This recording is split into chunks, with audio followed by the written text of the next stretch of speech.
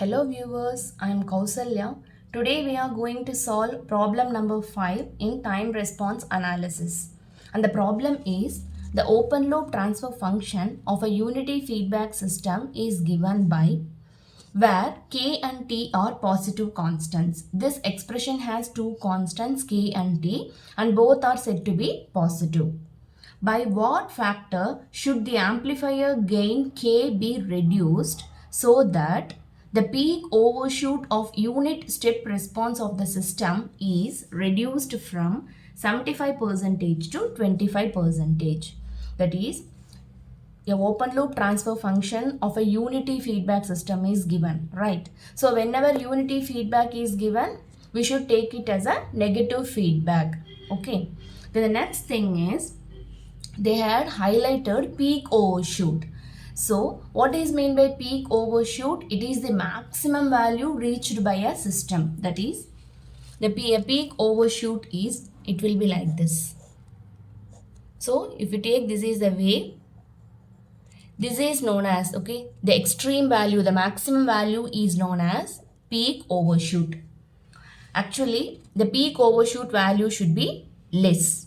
So here they are asking to find the value of k. For what value of k, the peak overshoot is reduced from 75% to 25%. Okay, our aim is to find the value of k such that the value is reduced from peak overshoot value is reduced from 75% to 25%, right?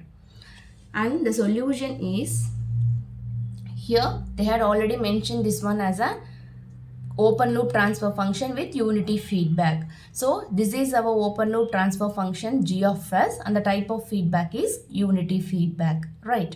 Now the first step is we have to find closed loop transfer function. So the general formula of closed loop transfer function is C of s by R of s, that is output by input is nothing but this one, that is g of s divided by 1 plus g of s into h of s.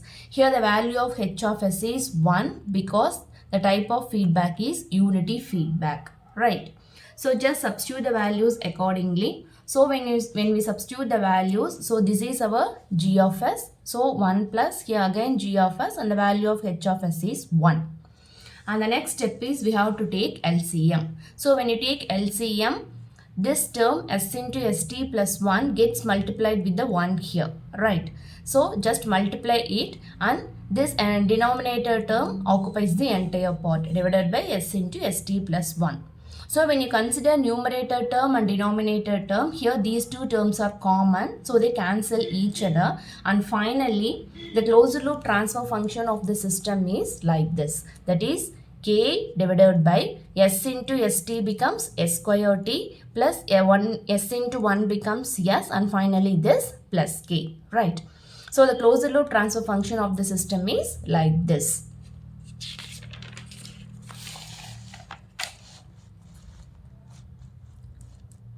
And the next thing is, so this is our closed loop transfer function of the system. And here the next step is, that is actually we need only s square term here. Okay, there should be no other element present here, but here we are having an extra element t. So now in order to reduce this t, we are dividing both the numerator and denominator by t here. That is dividing numerator and denominator by t. So when you divide by t, here k by t and here s squared, that is this entire expression gets divided by t here, right? So when you solve this, you will be having s square because t and t will get cancelled. And here you will be having s by t. So here I had written it as 1 by t into s. Both are same. Plus here I am having only k. So k divided by t becomes k by t, right? So the standard form of a second order function is nothing but this one, right? Omega n square by s square plus 2 zeta omega ns plus omega n square. So now this is also the standard form and this is the form which we obtained from our problem. So just now compare these two things. So omega n square is nothing but k by t. So omega n is nothing but square root of k by t, right? And the next one, 2 zeta omega n is nothing but here 1 by t. That is coefficient of s we are equating.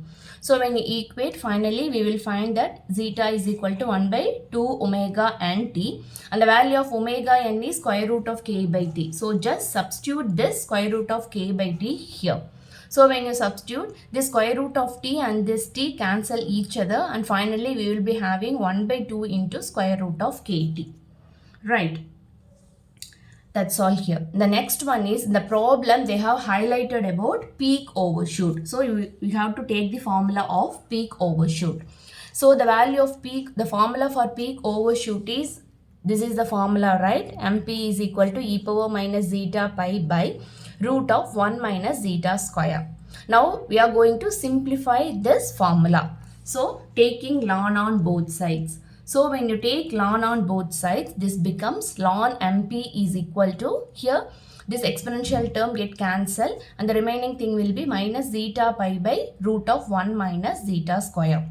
Now squaring on both sides. So when you square on both sides, this becomes ln of MP the whole square is equal to minus zeta pi square by square root of 1 minus zeta square whole square.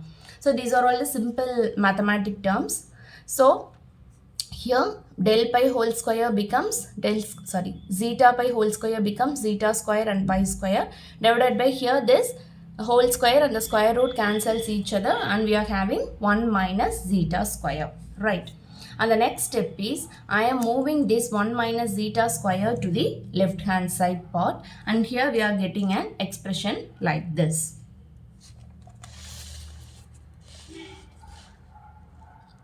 And the next thing is, here this is the expression, and finally I am multiplying this ln of MP whole square with this equation. So 1 into ln of MP whole square becomes ln of MP whole square, and again minus zeta square into ln of MP whole square. Here I have written minus zeta square into ln of MP whole square, which is equal to zeta square and pi square, right?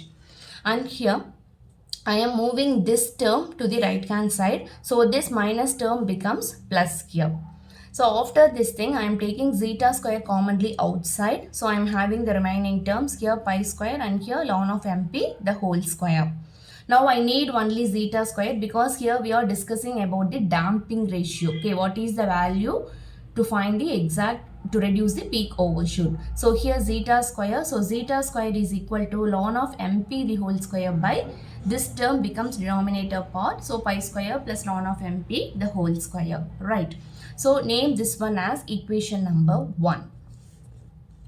Previously we had find out zeta is equal to 1 by 2 square root of kt. Here we are having zeta square expression, right? So I am squaring this term. So when you square this one, zeta square is equal to 1 by 4 kt. Now this is also zeta square and this is also zeta square. So both 1 and 2 are zeta square. So we can equate these two terms. So when you equate these two terms, we will be having an expression like this. So we are asked to find the damping ratio, that is what is the value of gain k. So here we are framing an expression in terms of k, that's it.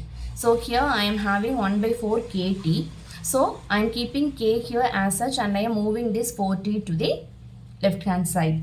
So here this denominator term 4t becomes numerator term here, and finally I need k. So just we have to take the reciprocal. So here k is nothing but this expression. I have taken the reciprocal of this expression. Okay, that is numerator becomes denominator and denominator becomes numerator. That's it, right? So finally we can find out an expression for k. The next thing is they had given the value of peak overshoot is 75%. We have to reduce this 75% to 25%. So we are having two peak overshoot values. So just take those two values.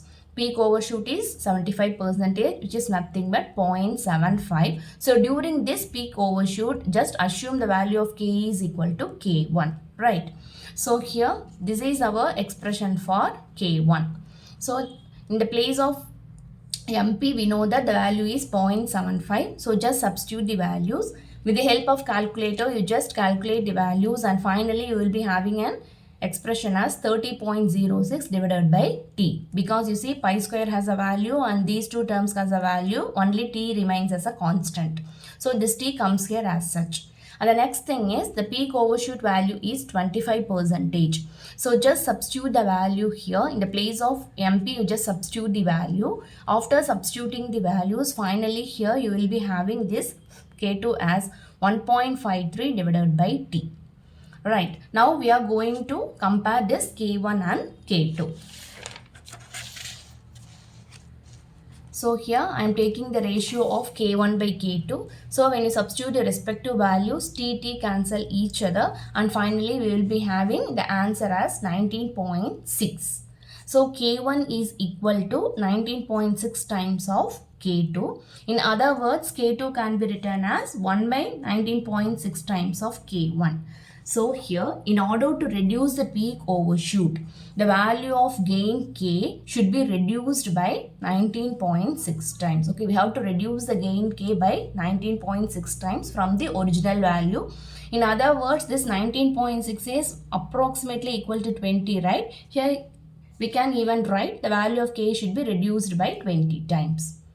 That's all. The problem gets over here. Hope you people understand. Thank you.